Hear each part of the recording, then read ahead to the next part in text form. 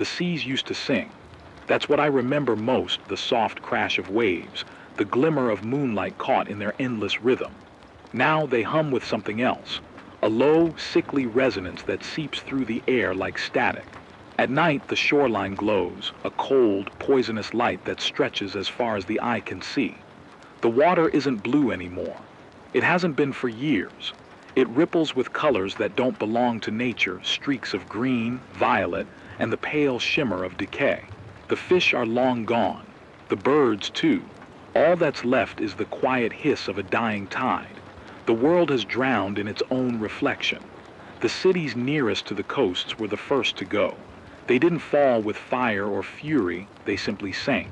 Block by block, street by street, until only the tallest towers poke through the surface like grave markers. You can still see their outlines when the sun tries to rise, shimmering through the toxic mist. Sometimes when the winds shift, pieces of the past wash ashore, a photograph sealed in glass, a cracked phone, a child's toy caked in salt. Tiny relics of a life we thought we'd always have.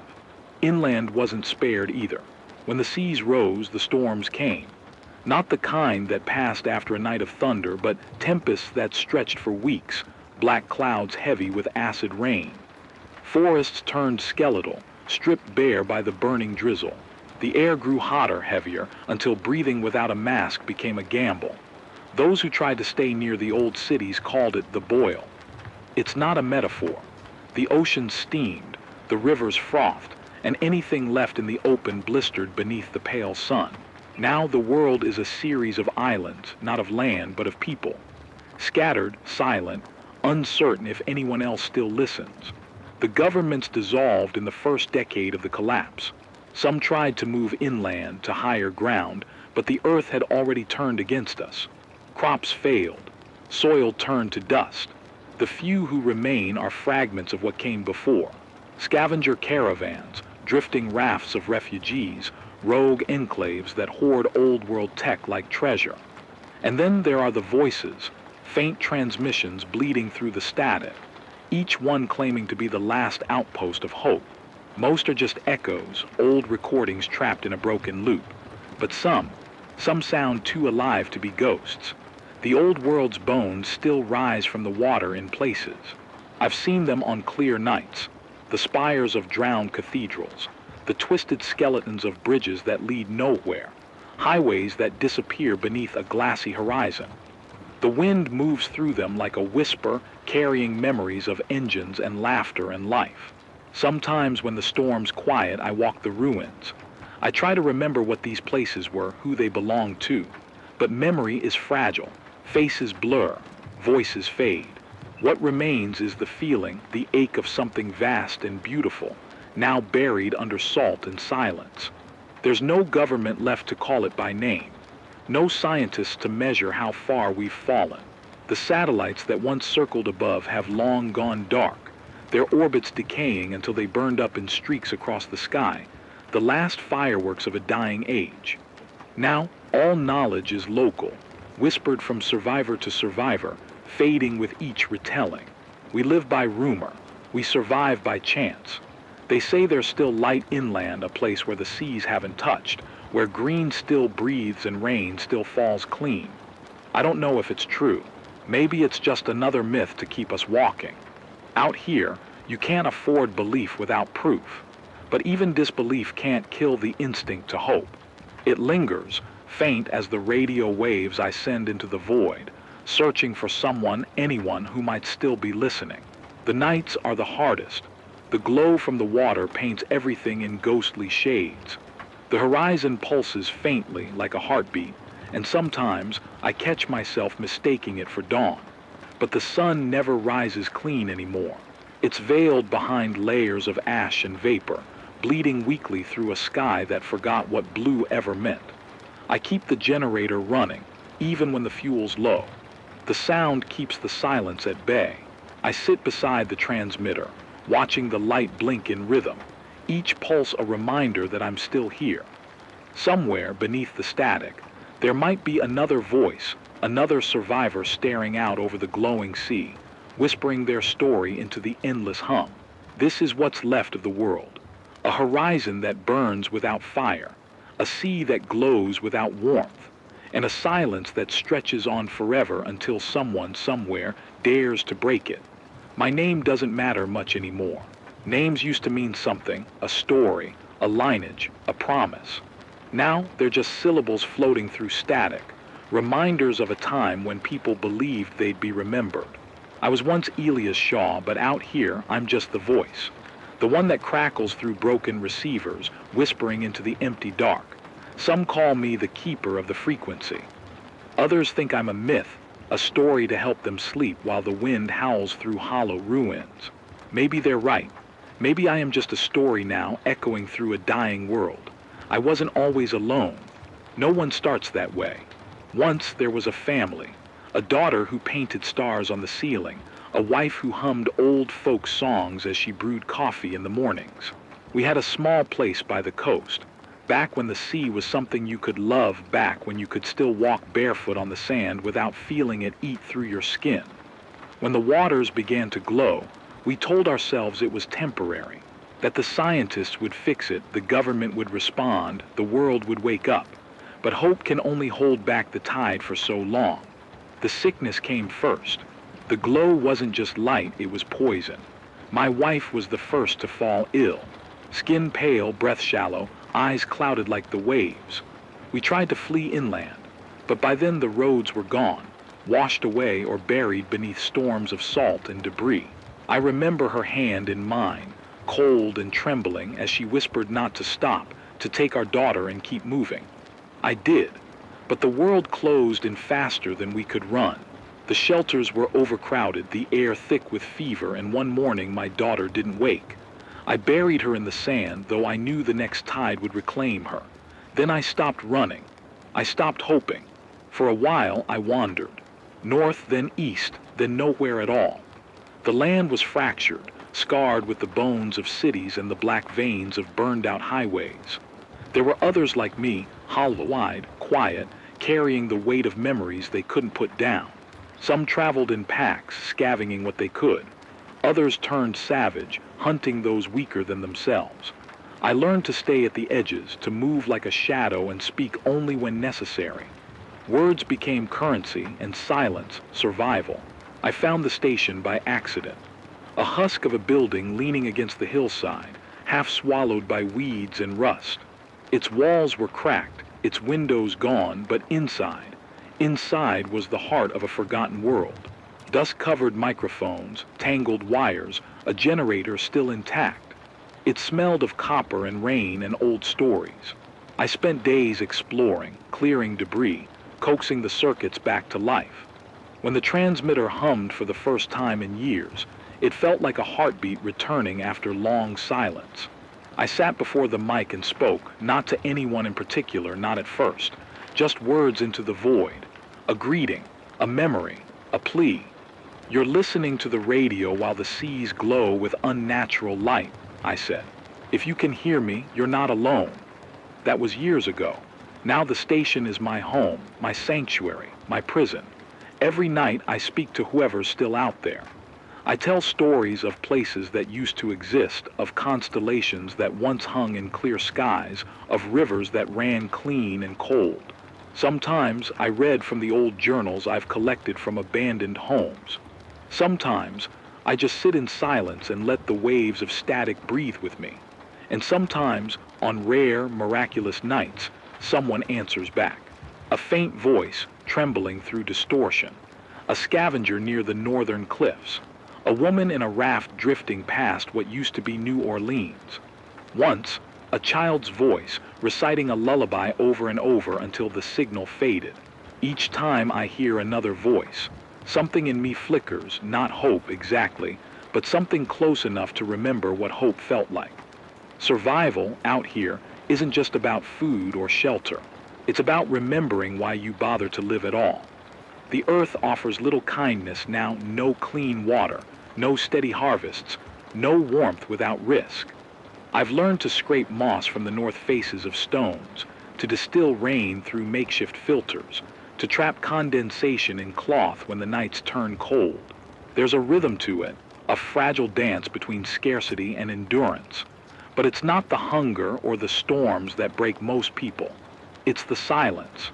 The feeling that you're screaming into a void that's already decided to forget you. That's why I stay here. Why I keep the broadcast alive. Every word I speak is a flare shot into the darkness, a message in a bottle tossed into a poisoned sea. Maybe no one's listening. Maybe the signal fades long before it reaches another set of ears. But if there's even one soul out there, one survivor clinging to the edge of the world, tuning through static for proof that they're not the last, then it's worth every drop of fuel, every sleepless night spent mending circuits by lantern light.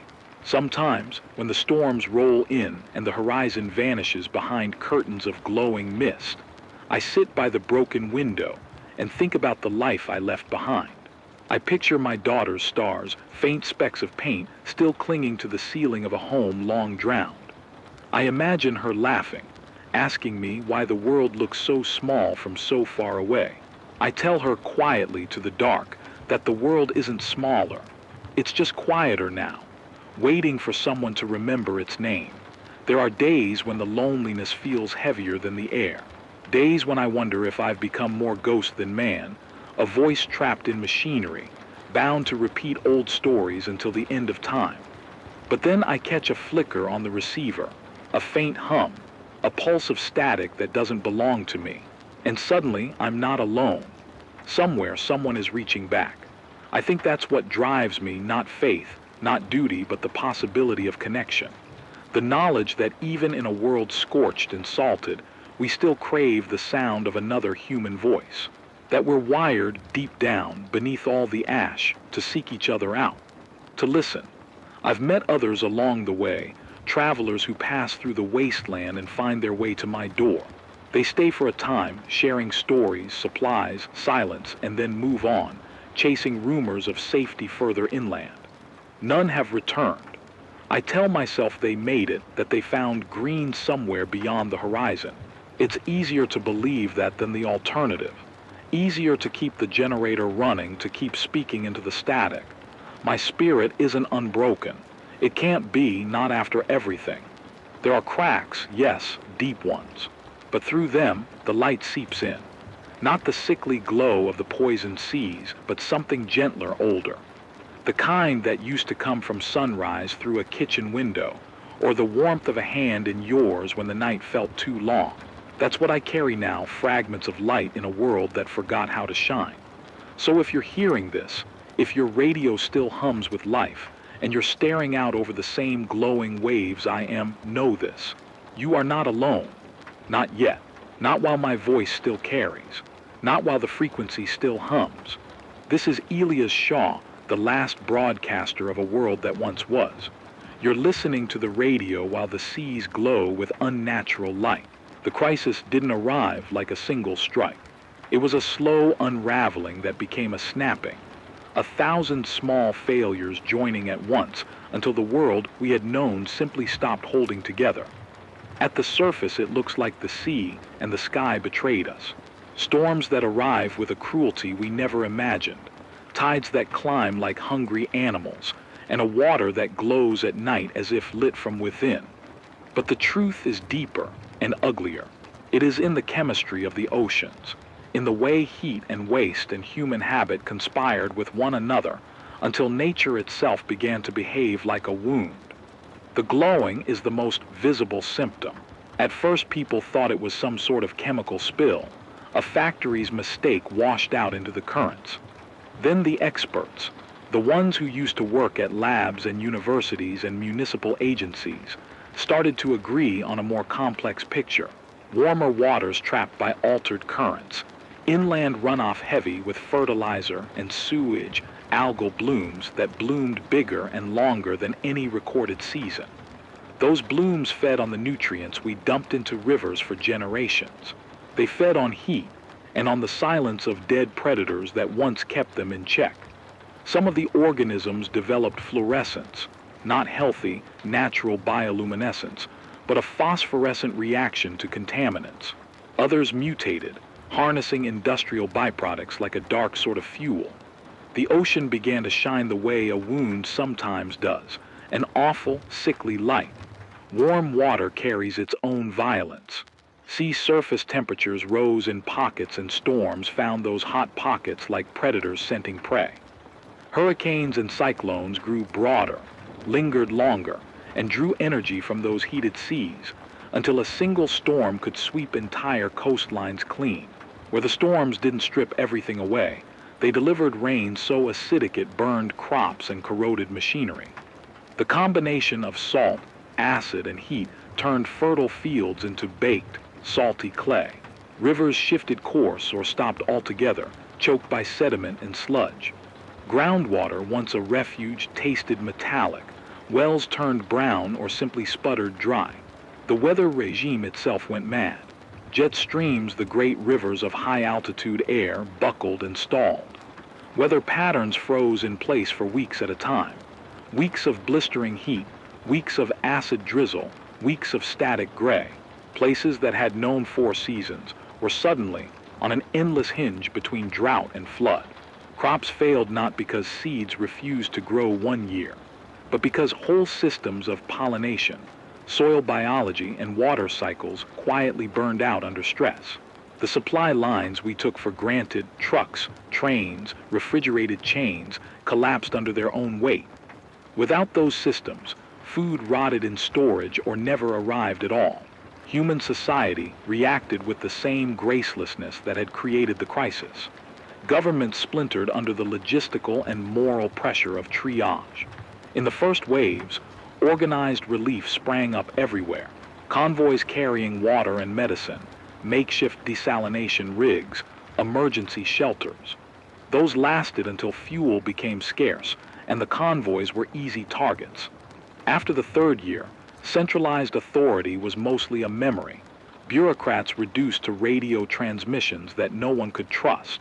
Cities that once were hubs of law and order turned into contested ruins. Some neighborhoods fortified themselves and became city-states of a sort. Others dissolved into roaming bands of scavengers. Survivor groups fall into familiar shapes. There are the salvagers' mobile crews that comb the drowned outskirts for anything of value. Batteries, solar panels, coils of copper wire. There are enclaves that cling to old infrastructure. A dam, an elevated subway station, a braced skyscraper that still has a roof. Then there are the raiders, people who have embraced violence as an efficient way to eat. At night they ride like vultures, following the glow to the places where preservation lockers still work, where people sleep with generators humming. You learn quickly to recognize them. Flashless approaches, an economy of movement, and the cold habit of taking without asking. I've had more than one ugly encounter. Once, a party of 3 came through on a moonless night, slipping along the shoreline like ghosts. They wanted fuel. They wanted food. They asked politely at first because manners were cheap, but when I refused, they came at the station with knives and a crowbar. We traded words first, then the generator stuttered and the lights went low, then metal scrapped metal and someone bled. I lost a man I'd traded bread for 2 seasons running. We buried him behind the transformer, and I told myself it would be the last time I let violence take from me. It wasn't. There were others who came with rifles tied like dark promises and families who had become wolves. Why does survival get harder every day? It's not just that resources run out. It's the shape of scarcity. Water is no longer a simple thing that runs beneath the ground. Surface fresh water is tainted, loaded with salts and blooms and runoff chemicals, and purification requires fuel and time and the right membranes. Food scarcity is multiplied because soil biology dies. Without microbes to break down organic material, composting fails, and nutrient cycles are broken. Fuel is a limiting factor for everything: transportation, desalination, refrigeration, signal transmission. And then there's wear and tear. The machines that might have helped us were designed for a world that had functioning supply chains. Replace a part? Good luck. Fabricate one. Maybe if you have a foundry and a working power plant. Most of us don't. The limits are both mechanical and moral. Fuel hoarding leads to conflict. A community that controls a dredge that can pull salt and sludge out of estuaries becomes a target for others who need clean water. Hospitals, the few that remain functional, must triage not just based on injury, but on whether someone has a purpose down the line, a grim utilitarian calculus that leaves bodies unattended. Science retreats into pockets, labs transformed into towers of data and obsessive maps, their researchers rationed and bitter, clinging to models that describe the collapse but cannot fix it without infrastructure. When I speak into the transmitter, I sometimes slip into a technical register, not because I'm trying to lecture, but because understanding helps us survive. The heat we're seeing is a feedback loop.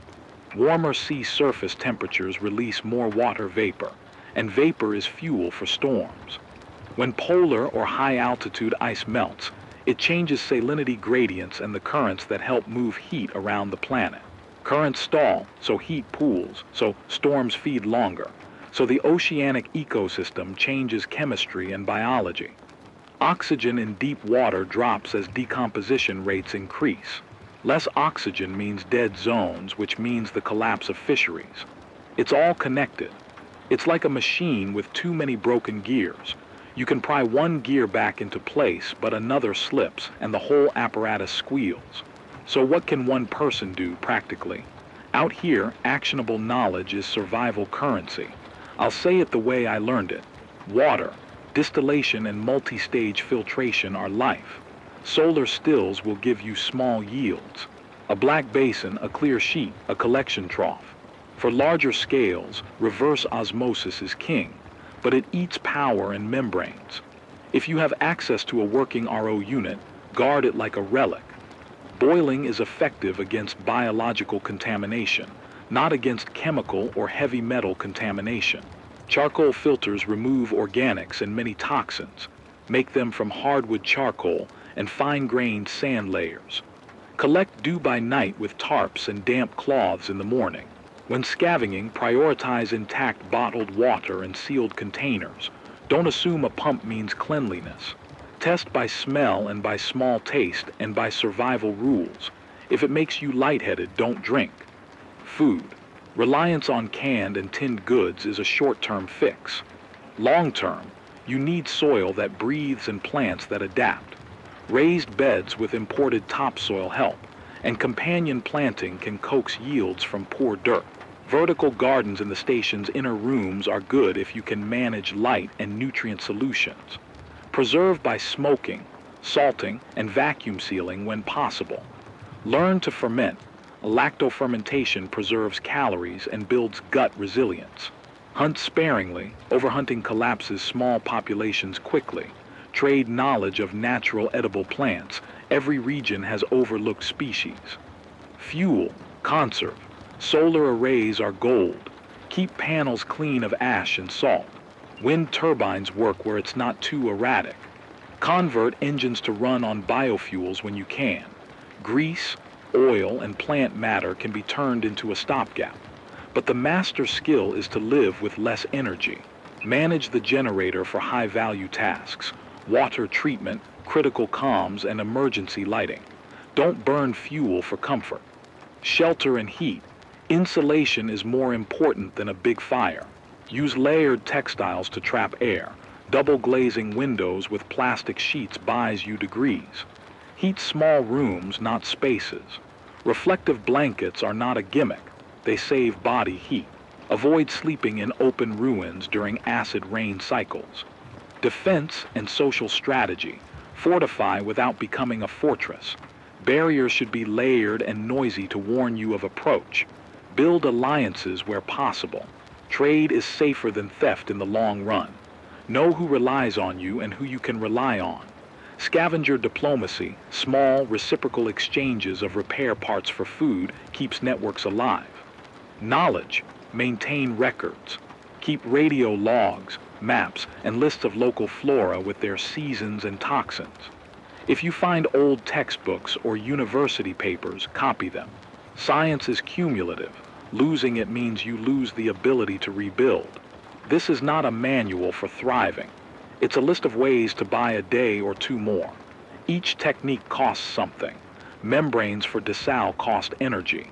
Fermenting takes time. Arming yourself invites retaliation. Every solution contains a trade-off that must be weighed by the code of the moment. The crisis also has an ethical dimension. We see moral collapse in the way some communities choose survival above all, shutting gates and letting others wash away. I have been witness to both cruelty and fierce generosity. A convoy that shared its last crate of antibiotics with an enclave in exchange for mechanical parts taught me there are still people who remember how to be communal. Another group I met on the Salt Flat stole half my solar cells and left with them at dawn. Those choices always reverberate, and you begin to learn who to trust by the scars they bear and the stories they tell. We fight whether that behaves as if it has memory, storms that return to the same estuary, winds that cut the same trail through town.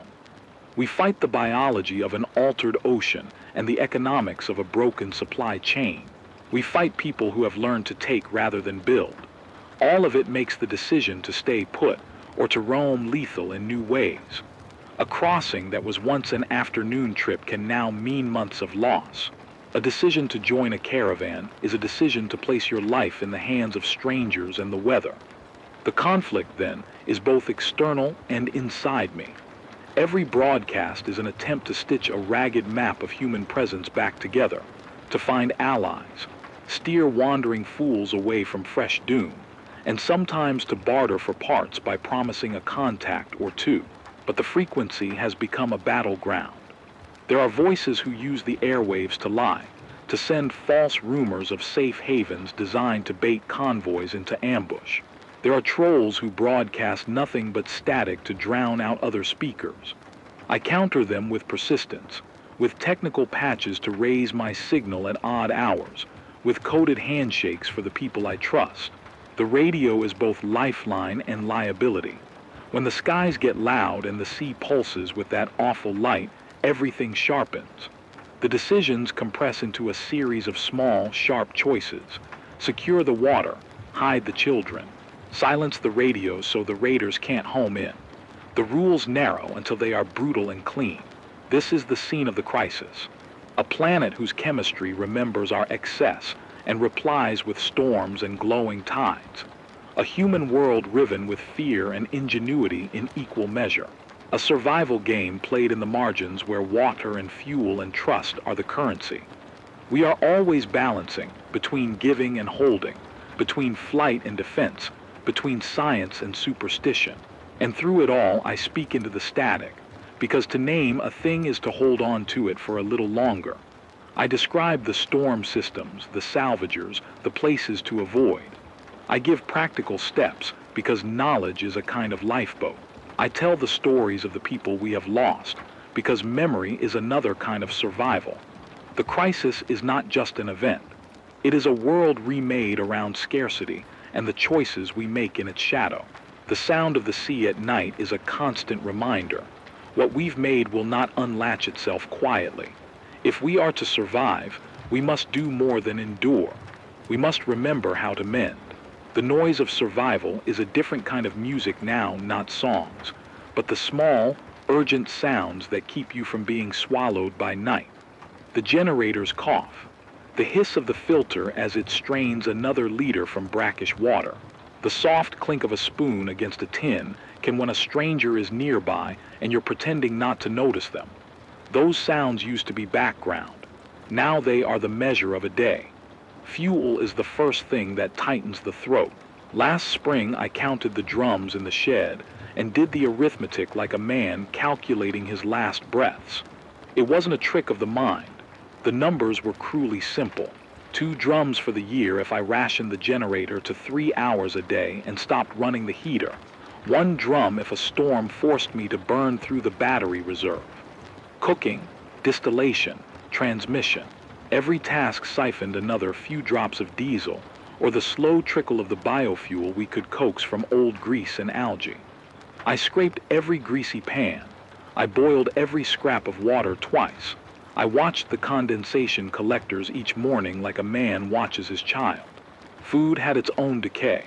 Canned goods that I'd scavenged months ago were reaching the ragged edge of usefulness.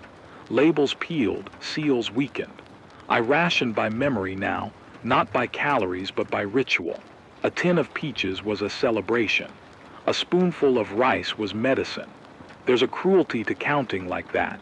It teaches you to turn pity inward, to make yourself smaller so the supplies can last longer.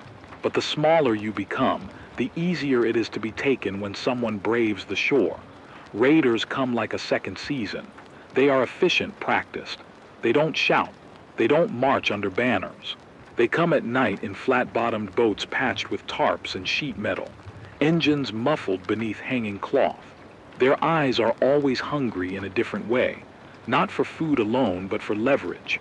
Propane tanks, solar cells, amplifiers, anything that keeps a group alive without having to build it themselves. I've learned their patterns. They prefer nights when the glow of the sea is strongest because it shifts the silhouettes. They avoid storms unless desperate. They listen to the airwaves for stations that broadcast on predictable schedules and then home in on the direction, like predators using sound to triangulate. I don't always run. Sometimes I stand and meet them because running also costs fuel, and sometimes it costs more than standing. The first time they came close enough to see my face, they were surprisingly young, scarred, stealthy, but not yet the sort of hollowed people who take joy in pain. We traded not goods, but words. They said they'd heard of a place called Bluewell, and there is an economy to rumor now that is almost honest. Rumors cost less than bullets, and they spread easier.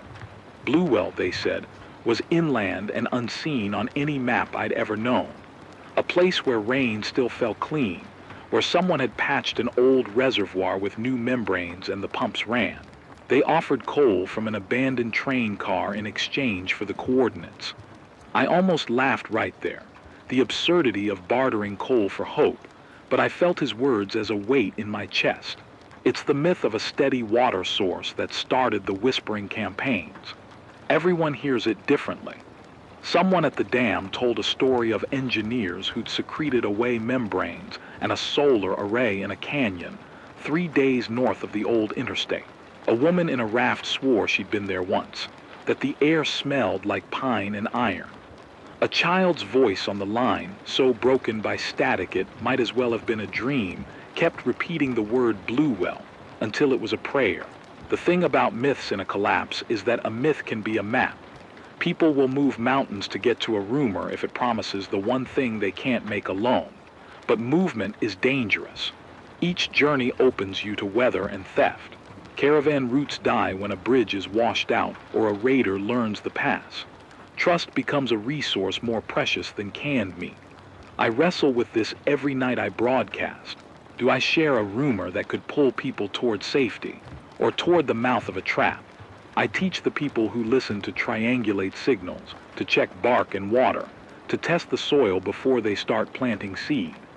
I tell them how to sniff for diesel adulteration and how to scrape salt crust from solar panels without scratching the cells.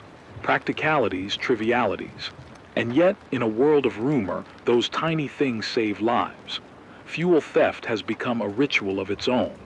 Once, someone cut the line to my fuel tank and took half of what I had, leaving the tank pitted and bleeding. I found the cut in the morning and sat for a long time, fingers on the ragged metal, thinking of the hands that had done it. Were they starving? Were they desperate? Or were they simply indifferent to my life?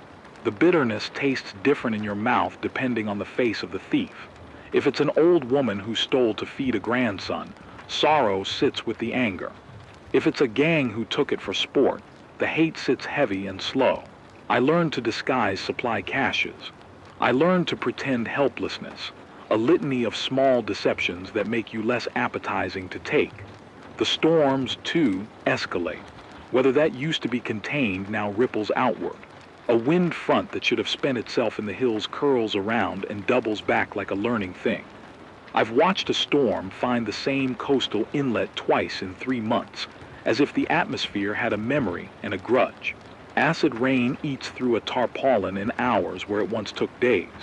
I patched the greenhouse last month and still lost a tray of seedlings to the fine drizzle. Seedlings are patient teachers of loss. They show you how fragile life is when the chemistry of the sky changes overnight. And then there's the mystery that unspooled 2 months ago, the signal. It came in thin and twined with static, a pattern of tones I hadn't heard before. Not music, not human speech, more like a machine testing its own throat. I spent 3 nights decoding it, cross-referencing the tones with old sonar logs in the archives. It matched nothing simple.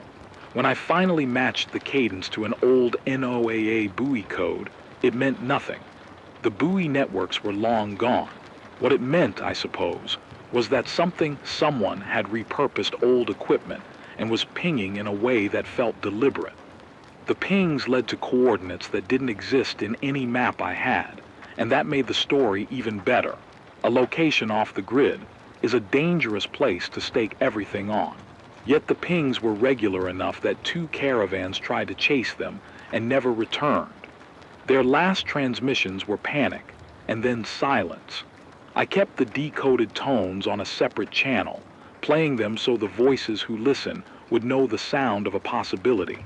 Some nights I thought it was a trap set by raiders with a taste for blood and scavenging. Other nights I pictured engineers, stubborn, terrible people, holed up in a valley running pumps with salvaged energy, daring the world to fall silent.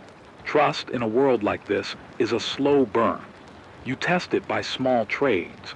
You watch how people feed the children they bring into your station.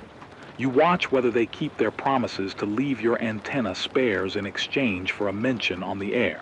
You listen to the small things, the way someone talks about the sky, the precision of their numbers, whether they can quote days or whether everything is next morning and later.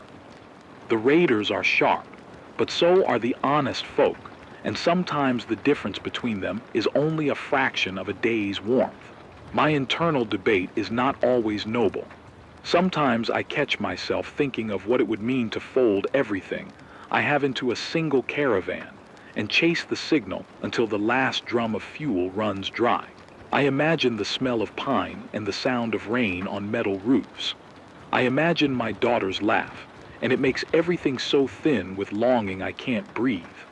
But then the practical mind, the one that knows how to thread a wire and solder a shorted contact, counts. It lists the repairs the transmitter needs to keep sending a powerful enough beam to triangulate with other stations. It notes the filters I cannot spare if I give up the RO pump to a convoy. It puts down the map in the exact place where the horizon won't let me see beyond the next ridge. Decisions become calculus with deserts. I keep thinking of the man we buried behind the transformer, of the boy who stole my fuel, of the caravan that vanished chasing the same tone I listened to. I keep hearing my daughter's lullaby in the spaces between reports. The voice on the air is not always steady. My hands sometimes shake as I feed the microphone with words about the weather, about the soil pH from a test kit someone traded me for a screwdriver. When the signal fades after a long transmission, I walk the shoreline and listen for the sea's glow. It throbs like a sick heart. I count respirations. I count the things I cannot fix. New alliances form out of desperation, and some of them are beautiful in the worst way. A group called the Brynwardens came through in autumn, old engineers and quiet farmers who had learned to sluice and salvage. They traded knowledge, a better charcoal formula for an anode, a method to treat membrane fouling with lemon acid and scrap copper. They stayed a week, taught 2 men how to splice panels without causing hot spots, fixed the wind generator's yaw mechanism. In return, we gave them canned meat and a map of currents I'd scrawled from old nautical charts. For a brief time, we were something like a community, sharing coffee that tasted like burnt rubber, trading jokes about the things we'd lost. And then comes betrayal, because the world is like that. A month after the Brynwardens left, someone I'd trusted, a man who'd stayed the night at my table and promised to send word to a cousin with a diesel pump, answered my broadcast with a voice that was not his own. He said the coordinates I'd given out were lies intended to keep raiders away from us. His voice was false calm, and behind it I heard the low thud of boots and the clatter of a scuffle. The liars play theater well. They know how to make your defenses fall asleep. I spent 3 nights checking the fences, sealing caches, and moving what little I could bury deeper. The betrayal sits in my gut like spilled salt, so the tension builds. Scarcity, the weather's learning, raiders, the mystery signal, the push and pull of trust and self-preservation. Each day brings a skirmish between hope and calculation. The rumor of Bluewell is a lantern that draws moths and saviors alike. The pinging signal is either salvation or carnival trick. I can't tell which. I broadcast warnings and coordinates, and I listen to the footsteps outside the station as if they might be either the start of a convoy or the whisper of someone coming to cut my tank. There is one thing I keep telling myself when the nights become too loud. The human thing is to move toward other humans. We have long ceased to be solitary animals. We are networks patched together, fragile, beautiful. The choice to trust or to clutch is the story of us now. I am not sure which is wiser. I only know this. If none of us reaches for another hand, we will all drown in the dark, no matter how bright the sea becomes. Tonight, someone knocked at the door. The knock at the door that night was 3 soft taps, deliberate and practiced, not the staccato of a raider or the clumsy rhythm of someone lost. I opened a slit and found no one in the light, only footprints, small and booted, leading toward the shoreline and then disappearing into the salt crust. I should have dismissed it as a child's prank or the wind making a jest of me, but my hands remembered other knocks, other promises, and I followed the prints anyway, radio slung at my side like a rosary. The sea was a bank of dull glass under the moon, the glow simmering beneath like embers under ash. It hummed low, a sound you feel in your molars. That night the pings I'd been playing on the auxiliary channel, the odd, repeated tone set, answered back. Not a human voice. A mechanical cadence, sure and small, sliding across the water as if a buoy or a rig had finally decided to speak. The signal's coordinates had been a rumor mapped onto nothing. Tonight they sang as if there were a place where maps ended and someone had begun to work. I packed fast. There was no time for the generator's long, sucking start. I had to hand crank the portable and get the amp warm. The station felt like a body I was leaving, and the guilt of that nearly made my knees buckle. I left a looped recording on the air, the same message I always left, the same lullaby lines stitched around warnings and weather. If I couldn't be reached, the voice would remain, a lamp left on in an empty house. The journey was a skin thing, salt on the boots, the wind tasting of metal, the sky a lid of pressurized gray. I threaded through ruins that used to be avenues. Now they were canals of shattered concrete and reed. The pings grew stronger and clearer. Whoever was out there was not idly breathing into a microphone. They were broadcasting with intention and with equipment that carried a tone like competence. When I arrived, the world revealed itself like a secret unfolded. There was no single Bluewell, as the rumors had named it, no single improbable valley of Eden. Instead, tucked into a canyon off a forgotten riverbed, was a cluster of terraces and tanks and a long, low building bristling with panels and piping. The glow of leads, a soft, human blue instead of the sea's sickly green, pulsed along pipe joints. Steam rose in controlled columns from condensers. The air smelled faintly of lemon and hot metal. Someone had taken the bones of old Dessau plants and sewn them into a living thing. People came to the edge of the compound and watched me as if I were another myth come to town. Their faces were cautious, not hostile. The relief in their eyes was slow and careful, like a muscle testing after a long sleep. A woman stepped forward with a towel draped over her shoulders. She looked to be in her 30s, hair braided tight, eyes like flint with a gentle seam of fatigue. Her name was Mara. Behind her, children ran with bare feet that didn't flinch at the salt. They fed me at once, small bowls of something like stew, real bread that wasn't from a can, and water poured from a filter that made the glass sing as it hit the lip. I tasted rain in it, or the memory of rain, clean, full, not the metallic tang I'd grown used to. I wanted to fall to my knees and weep. I put my hand to my mouth and swallowed instead. The compound was a microcosm of all the technical things I'd been begging ghosts for on the air. Reverse osmosis banks with spare membranes, a sun array wired to a battery matrix, boilers running on biogas collected from digesters behind the terraces. They'd rigged an old NOAA buoy as a remote ping and used it to announce presence and triangulate passing convoys. They were engineers and farmers together, people who'd not only survived, but learned to do more than survive. They called themselves the Welsingers, a name that sounded like prayer and like a promise. For 3 days I sat among them and listened. They had maps, charts, and a ledger of needs and victories. They had a plan to scale up, to teach caravans how to set up small-scale plants in other valleys, to trade water for knowledge and spare parts. The Welsingers didn't dream of hoarding. They dreamed of seeding other pockets of life until a network held. It was so like a hope I'd kept in secret that it nearly collapsed me with awe.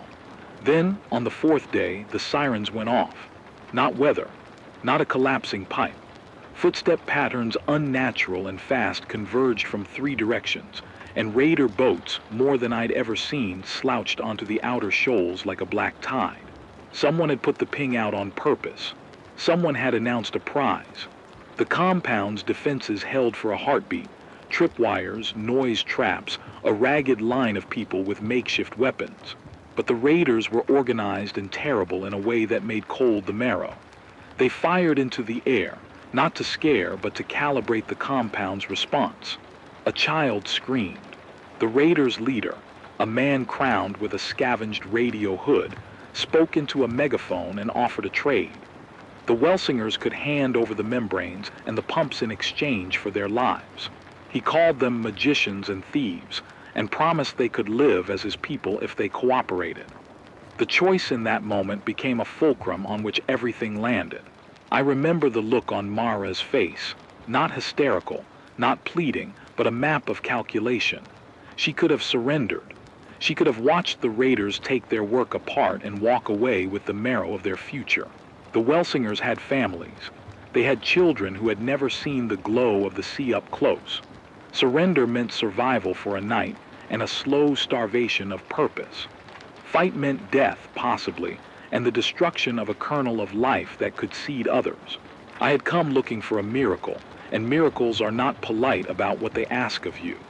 The desert math that had kept me at the station, keep the transmitter alive, ration the membranes, keep the knowledge moving, translated now into people breathing and pumps primed.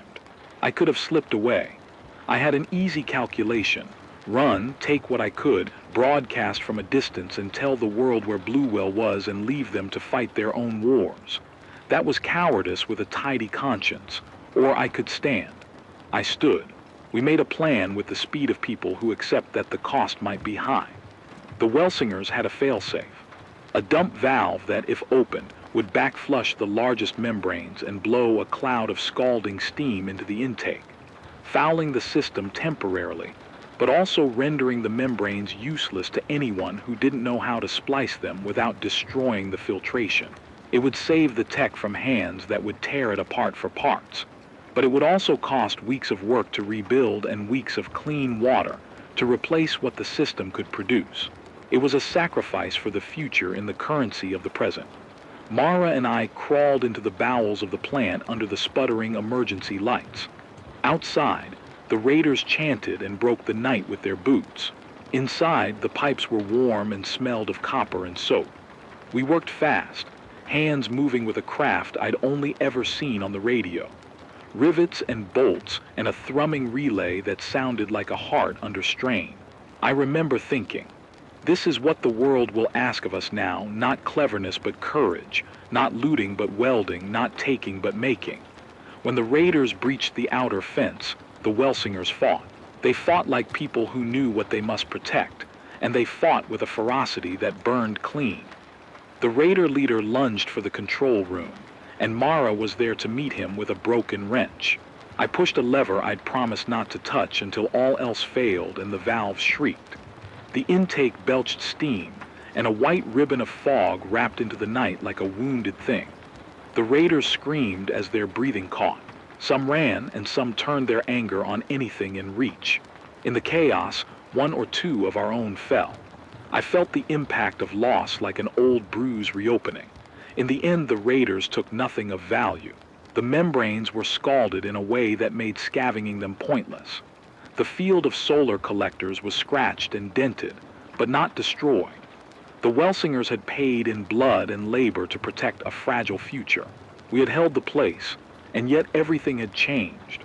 I had to make a choice that left a hole in my chest. The compound's battery bank had taken damage, and the pumps needed a sustained draw to flush and repair systems that could not be left idle. The only way to get them through the next week was to burn the station's main generator reserve and siphon fuel from my cache. I could lie to myself and say the station was expendable.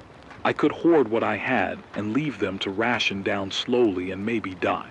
Or I could give them everything I had and risk the silence at my transmitter. I opened my caches and poured the diesel into their tanks.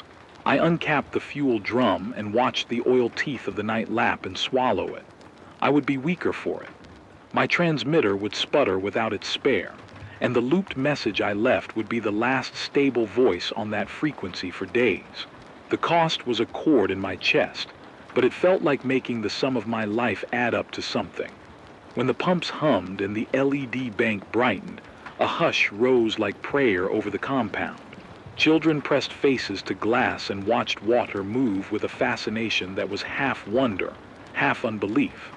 Mara looked at me, and there was no triumph in her eyes, only a raw human gratitude that made me taste copper.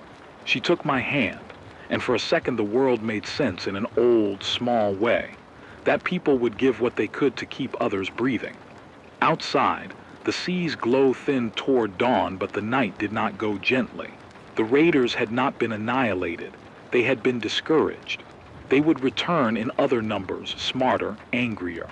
The Welsingers had won a battle and lost pieces of themselves. I had given something that would make it possible for them to try again.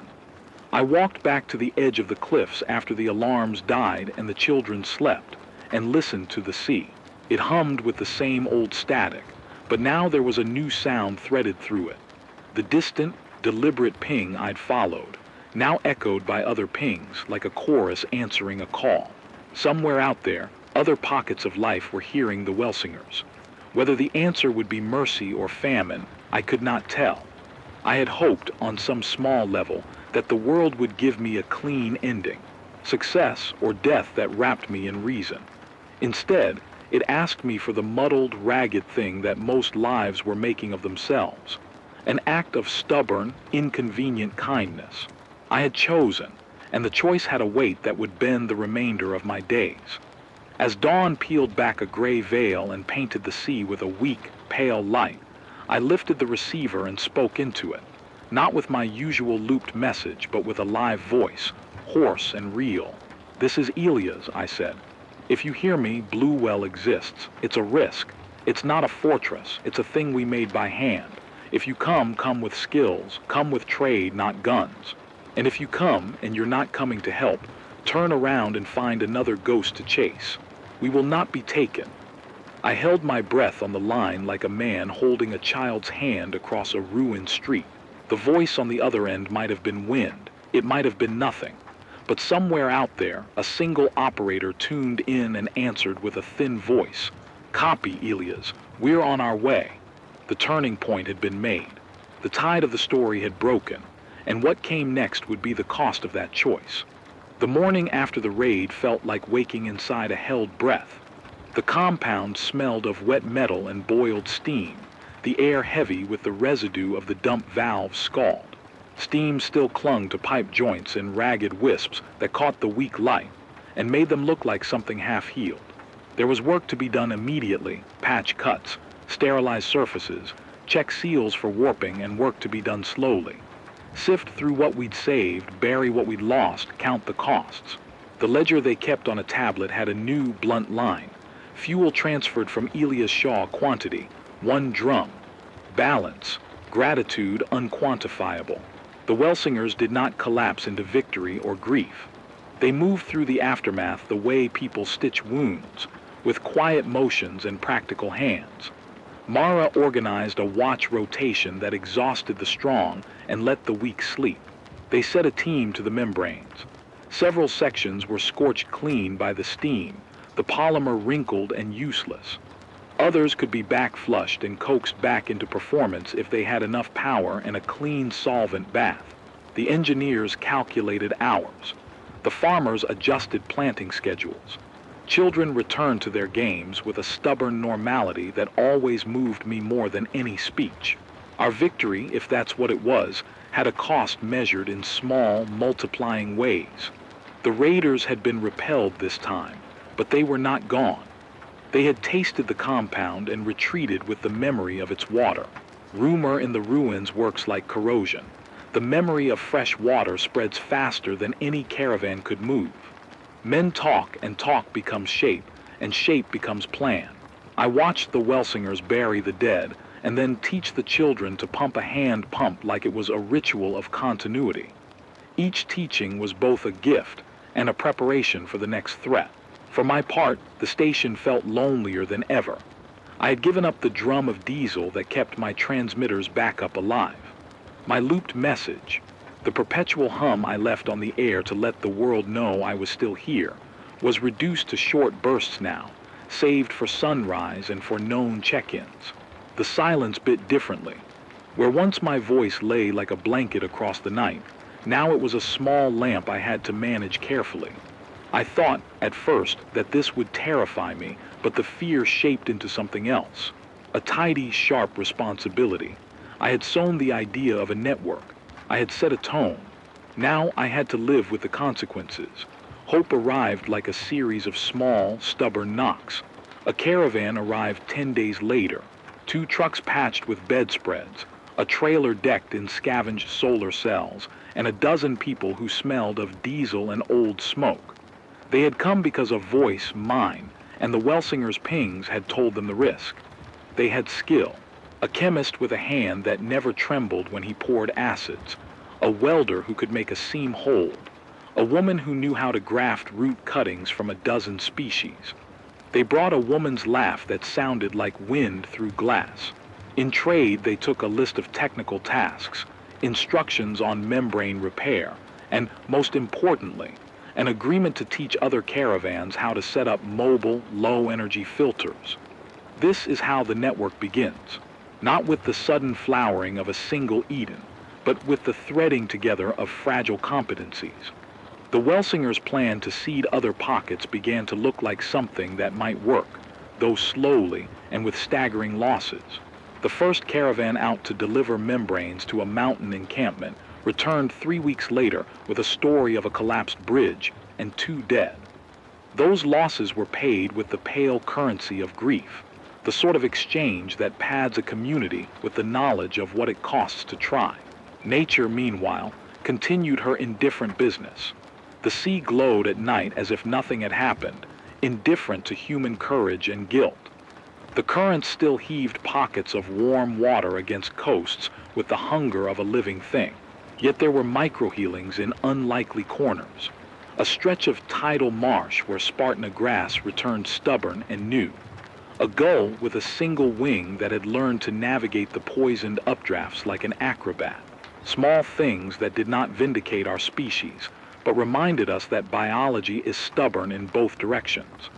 The climate did not ease its fury because we had chosen to be moral. It edged on, behaving according to feedback loops and chemistry and the long-scale memory of oceans. I found the hardest change in my own chest. The decision to give the fuel had carved a permanent shape in me. Before the raid, my life fit into 2 rooms and a transmitter. Afterward, the world fit differently around my heart. I had been a voice. Now I was also a node. When you give away the thing that keeps you visible, you become, in a way, invisible. You also become anchored. I could no longer feign the detachment of the wandering broadcaster. The Welsingers depended on that drum in more ways than one. Machines, yes, but also morale. For a few nights after I transferred the fuel, I watched the children at work and felt a kind of excruciating joy that had a salt bite to it. The joy came with a cost. My station might go dark for longer spells. My anonymity was traded for a responsibility I could neither return nor fully accept without flinching. Guilt rode alongside the pride. I kept thinking of the men we buried and the hands that had been cut by the fight. If I had hoarded the drum, could the outcomes have been different? Or was it inevitable that some would die trying to protect what we had built? The questions looped and gave me no rest. Mara told me one night, when everyone else had fallen silent, that the rightness of a choice is not always its comfort. People will judge choices by the outcomes, she said, but we make choices with partial knowledge. That doesn't make them less meaningful. Her face was red from the diesel lamps and the sweat of the day. She smelled like coffee and metal and something else I could not name. It was not consolation, but it was a truth I could hold. Practical damage lingered. The membrane sections that had been scorched would need a month of careful work to replace, provided we could get new polymer material. The battery bank had lost efficiency from the short, violent draw during the raid, and the solar field needed scratch repairs. It's the kind of slow attrition that turns a victory into a marathon. Every gain requires 100 small repairs, and each repair requires parts that are never abundant. The Welsingers began to morph from a single compound into a distribution hub, shipping small Desal units and spare parts out on caravans that were increasingly armed, increasingly cautious. My radio saw fewer callers but richer voices. People no longer called only to state their coordinates and ask for food. They called to trade knowledge. A teacher from a northern enclave sent seeds and a tutorial on micro balancing in soil. A retired watchmaker traded a spring to fix a pump for a week's worth of instruction on small engine maintenance. The network we had seeded began to resemble an economy of expertise rather than one of raw goods. That was a hopeful sign, that knowledge can travel where heavy water and fuel cannot, and knowledge can sometimes act as a multiplier on scarce resources. Emotionally, the raid forced me to reckon with what it meant to be human in this new geography. Before, I had kept long stretches of myself coiled in private, as though secrecy could be life. In practice, secrecy had been a survival tool and a prison. When I chose to give the drum, I also chose to uncoil. I opened channels that required me to be vulnerable, to explain technical procedures on the air, to admit that I was low on fuel, to tell the story of the man we buried so others would not make the same mistake. Those admissions changed the tenor of my broadcasts. They were less theatrical now. They were more like logs, like the entries in a ship's book, whether distance, repairs, losses. The style was dry, but it birthed trust. People answered back with repair notes, with warnings, with songs clipped from their own radios. The human chorus became less lonely. But the world's larger problems remained. Storms still learned new ways to hurt us, and the ocean's glow pulsed on as if proof that chemistry had no morals. The Welsingers' model could not, by itself, repair the great systems we had broken. It could seed, coax, and teach, making local miracles that might one day aggregate into larger recovery. That realization kept me humble. The crisis was not a single mountain to be climbed. It was an unruly planet-scale decline with no hero's arc, only slow, punishing work. In the weeks that followed, I found myself returning again and again to the cliff edge at dusk. The glow of the sea shifted seasonally. More violets now, less of the angry green. Little color changes that mean nothing to climatologists, but everything to a man who watches tides to mark the passage of days. I listened to the hum and imagined the pings and the caravans and the small human things that mattered. A well that produced clean water for a week, a child learning to splice a wire, an elder teaching a younger the names of edible roots. I told those stories on the air. I wrote the names of the dead in a small black book and read them once a week into the static so they would have sound again. Hope, after all, settled into the ordinary. It was not a grand revelation, but found form in a trade that fixed a pump, in a membrane scrub that returned a leader an hour to a fledgling village, in a caravan that made it there and came back to teach someone else. The scale of the world's wound was still enormous. Recovery would be generational, piecemeal, and fragile. But the act of seeding, of making one other person able to make water where no water had been before, felt like throwing a life preserver into a storm. You could not stop the sea that way, only give a handhold. I am more tired now than I was in the weeks before the raid. My hands ache from work that feels both necessary and endless. My transmitter coughs sometimes like an old animal, but when the network answers with a new voice, or when a Welsinger child laughs and splashes water into a cupped palm, I remember why I chose to give. The world did not miraculously heal that night beside the pumps. The sea still glows, raiders still prowl, but a small cluster of people learned to keep a system running another month, another season.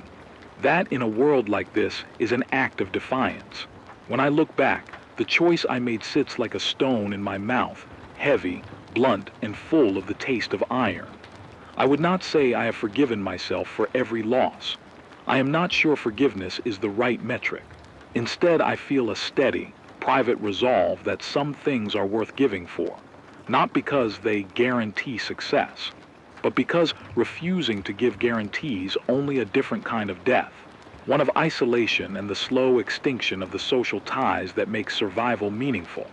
So we keep sowing and teaching and broadcasting. The ocean glows at night, and the lights of tiny, stubborn human work lamps ripple inland. The future is not a promise, but a workbench. We hammer and we measure, we teach and we mourn, and at night I read names into my microphone like small prayers, listening for a voice to answer. Sometimes I get one. Sometimes, for an hour or a day, the static parts and a human voice comes through, ragged, alive, complicated. In that sound there is the exactness of hope, not banishment of fear, but the willingness to keep speaking anyway. The world did not close with a final, merciful silence. It kept happening, mornings arriving in ragged, stubborn succession, storms learning new cruelties, the sea keeping its uncanny glow like a permanent bruise on the horizon. That more than anything taught me how thin hope can be, not an unbreakable thing, but a filament that survives by being fed.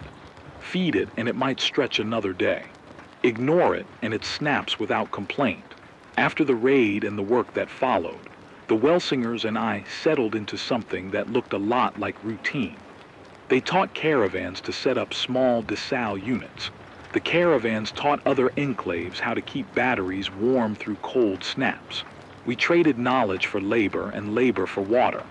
Little networks formed, ragged, intermittent, but functioning. People who had once hoarded now sometimes shared repair manuals, recipes for biofuel, a way to scrub membrane fouling with cheap acid and patience. Those exchanges felt like stitches. They didn't heal the whole wound, but they made a path across it. Hope, in this new geography, is not a single discovery. It's 1,000 small practices repeated until they become habit. A child learning to mend a torn tarp. An elder showing a younger person where edible roots hide under the salt crust. A mechanic improvising a pump out of a busted alternator and a length of PVC. These are not grand solutions. They are the slow accumulation of competence that might, across many hands and many months, tilt survival away from mere endurance and towards something more like rebuilding. I still keep the radio. I keep fewer hours on the air, and each broadcast is more deliberate now. Weather, warnings, a short technical how-to, and a name or two read into the static so the dead keep sound. My voice is lower most evenings. There is less spectacle and more logbook. People answer not only with needs but with small instructions and corrections. They tell me where a field of panels survived a storm, or where a man with a lathe has been seen trading parts. We triangulate. We trade. We try not to lie to each other about what is possible. There are days when despair sits very near. You can feel it as a pressure in the chest, a prediction that the next raid will be the one that breaks whatever fragile web you've built.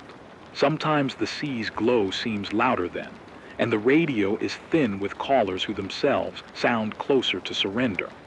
Those are the hours when I remember the smallest thing my daughter ever did. She would trace the same painted star on the ceiling each night, adding color and insisting it was enough. The painting didn't stop the storms. It didn't bring back a single person we had lost, but it created a point of focus inside a room that was otherwise unmoored. That is what I try to be now, a place to look toward, a tiny constancy in a sky that has forgotten blue. I won't pretend I believe in a clean ending. I don't imagine a single pivot where the seas relent and governments reconstitute and everything is mended. Recovery, if it comes, will be messy, partial, and generational. It will require that more of us learn to trade competence instead of bodies, to share designs, and to keep records so the skills do not die with us. It will require the stubborn ethics of people who choose to teach even when there is no obvious benefit. If you asked me whether we can stay here forever, on coasts that glow, under skies that remember our excess, I'd say no. But asking whether we can make room for enough humans to carry forward, to seed pockets of clean water and cultivatable soil and readable science, that, I think, is the work we can do. So here at the close of this particular arc is what I offer no prophecy, only the small, testable things that have kept us breathing. Keep records. Paper and ink survive when batteries die. Write down procedures for every repair you learn. Trade that knowledge freely. It multiplies. Teach one person every time you fix something. Teach them slowly, even if they slow you down. The skill to make a pump run is more valuable than the pump itself. Protect water systems like you would protect a child. A membrane saved is a life saved. Burn fuel for filtration before luxury. Move in networks rather than in isolation. Caravan light and shared knowledge are less tempting to raiders than one isolated prize. When you can, choose to give what you can spare. The arithmetic of generosity is strange. A drum of fuel you give away can result in dozens of lives continuing who otherwise might vanish. The cost is immediate. The return is measured in futures. These are small, stubborn acts. They do not make headlines. They do not stop the sea from glowing. But they keep hands able to work and eyes able to read the weather. My final message is not a rousing slogan. It is quieter and more urgent. Keep tending. Keep listening. Keep trading knowledge like the rare currency it is. If you are tempted to hoard, remember that hoarding makes your survival brittle. A network that shares parts and skills weathers storms differently than one that hoards and fights. If you can, tune to the frequency we still use at dawn and dusk. If you have knowledge, a way to stretch a battery, a method to desalinate on low power, a seed that resists salt, send it. If you have a hand to lend, lend it. If you have a reason to travel, travel with others. If you hear a rumor of a place called Blue Well or any other pocket of life, verify before you trust, but do not let the fear of being tricked stop you from seeking others.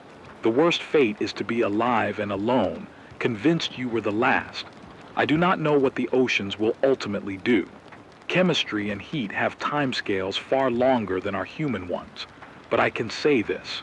While the radio hums and someone answers, while a child learns to splice wire and a woman in a canyon keeps filters clean, there is a sound in the dark that walks alongside the glow.